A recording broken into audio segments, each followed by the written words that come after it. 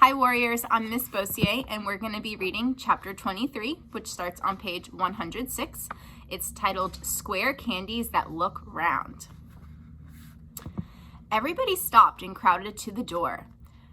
The top half of the door was made of glass. Grandpa Joe lifted Charlie up so that he could get a better view. And looking in, Charlie saw a long table. And on the table, there were rows and rows of small white square-shaped candies. The candies looked very much like square sugar lumps, except that each of them had a funny little pink face pointed on one side. At the end of the table, a number of Oompa Loompas were busily painting more faces on more candies. "There you are," cried Mr. Wonka, "square candies that look round." "They don't look round to me," said Mike Teavee. "They look square," said Veruca Salt. "They look completely square." "But they are square," said Mr. Wonka. "I never said that they weren't." "You said that they were round," said Veruca Salt. "I never said anything of the sort," said Mr. Wonka. "I said they looked round." "But they don't look round," said Veruca Salt. "They look square." "They look round," insisted Mr. Wonka. "They most certainly do not look round," cried Veruca Salt. "Veruca, darling," said Mrs. Salt, "pay no attention to Mr. Wonka. He is lying to you." "My dear old fish," said Mr. Wonka, "go and boil your head."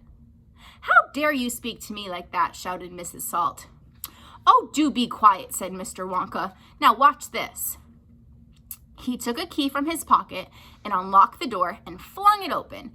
And suddenly, at the sound of the door opening, all the rows and rows of little square candies looked quickly round to see who was coming in. The tiny faces actually turned towards the door and stared at Mr. Wonka. "There you are," he cried triumphantly. "They're looking round. There's no argument about it. They are square candies that look round."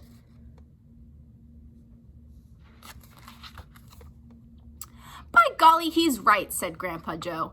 "Come on," said Mr. Wonka, starting off down the corridor again. "On we go. We mustn't dawdle." "Butterscotch and butter gin," it said on the next door that they passed. "Now that sounds a bit more interesting," said Mr. Salt, Veruca's father. "Glorious stuff," said Mr. Wonka. "The Oompa Loompas all adore it. It makes them tiddly. Listen, you can hear them now, whooping it up." Shrieks of laughter and snatches of singing could be heard coming through the closed door. "They're drunk as lords," said Mr. Wonka. "They're drinking butterscotch and soda. That they like best of all. Butter gin and tonic is also very popular. Follow me, please. We really mustn't keep stopping like this." He turned left, he turned right. They came to a long flight of stairs. Mr. Wonka slid down the banister. The three children did the same. Mrs. Salt and Mrs. Teavee, the only women now left in the party, were getting very out of breath. Mrs. Salt, who was a great fat creature with short legs, and she was blowing like a rhinoceros. "This way," cried Mr. Wonka, turning left at the bottom of the stairs. "Go slower," panted Mrs. Salt. "Impossible," said Mr. Wonka. "We should never get there in time if I did." "Get where?" asked Veruca Salt. "Never you mind," said Mr. Wonka. "Just you wait and see."